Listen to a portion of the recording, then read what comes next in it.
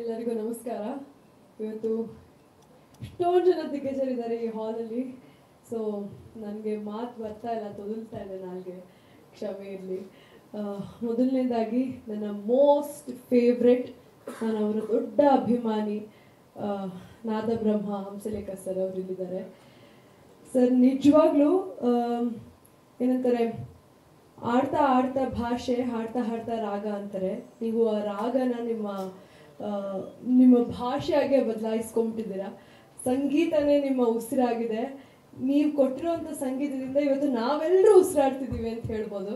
Thank you so much sir. ಇವತ್ತಿಗೂ ನನಗೆ ಪ್ರತಿಯೊಂದು ಮ್ಯೂಸಿಕಲ್ಲೂ ರಿಲೇಟ್ ಮಾಡ್ಕೋಬೋದು ನಾವು.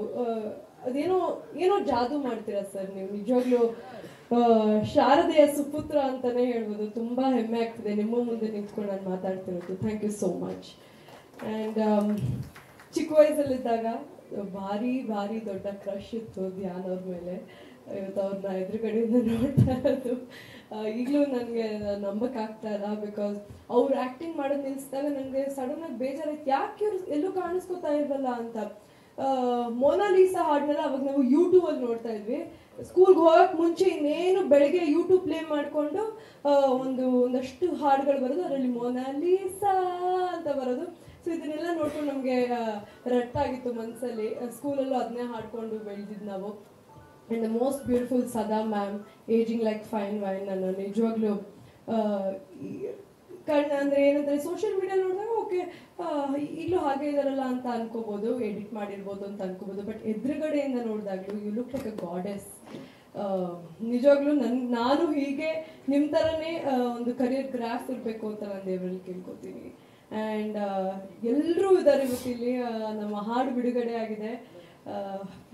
ಎಲ್ಲದಕ್ಕೂ ನನ್ನ ಕೃತಜ್ಞತೆಗಳನ್ನ ನಾನು ನಿಜವಾಗ್ಲೂ ಇಂದ್ರಜಿತ್ ಸರ್ಗೆ ಅರ್ಪಿಸಲೇಬೇಕು. ಯಾಕಂದರೆ ಇವತ್ತು ಸರ್ ನನಗೆ ಇಲ್ಲಿ ನಿಂತ್ಕೊಂಡು, ಈ ವೇದಿಕೆ ಮೇಲೆ ನಿಂತ್ಕೊಂಡು ಮೊನಾಲಿಸಾ 20 ವರ್ಷ ಆಗಿದೆ ಅಂತ ಏನು ನೀವು ಅನೌನ್ಸ್ ಮಾಡಿದ್ರಿ, ನನಗಿವಾಗ ನನ್ನ ಮೇಲೆ ಒಂದು ಭರವಸೆ ತುಂಬ ಹೆಚ್ಚಾಗಿದೆ. ಗೌರಿಯಿಂದ ನನ್ನ ಕರಿಯರು ತುಂಬ ಒಂದು ಎತ್ತರಕ್ಕೆ ಬೆಳೆಯುತ್ತೆ ಅನ್ನೋ ಆ ಹುಮ್ಮಸ್ಸಿದೆಯಲ್ಲ, ನನಗೆ ಇವತ್ತು ತುಂಬ ಹೆಚ್ಚಾಗಿದೆ. Thank you so much. ನಿಜವಾಗ್ಲೂ ಇವತ್ತು ನಿಮ್ಮೆಲ್ಲರನ್ನೂ ನೋಡಿ, ಅದು ಒಂದೇ ರೂಫ್ ಅಡಿ ನೋಡಿ ಕೈಕಾಲು ನಡುಗ್ತಾ ಇದೆ ಅಂತ ಹೇಳಿದ್ರು ತಪ್ಪಾಗಲ್ಲ. ಬಟ್ ದಯವಿಟ್ಟು ನಮ್ಮ ಹಾಡಿಗೆ ಟೈಮ್ ಬರುತ್ತೆ, ಹಾಡಿಗೆ ಹಾಗೂ ಧೂಳೆಪ್ಸವ ಹಾಡಿಗೆ ಎಷ್ಟು ಪ್ರೋತ್ಸಾಹನ ನೀಡಿದ್ದೀರಾ, ಎಷ್ಟು ಪ್ರೀತಿನ ಹಂಚಿದ್ದೀರಾ.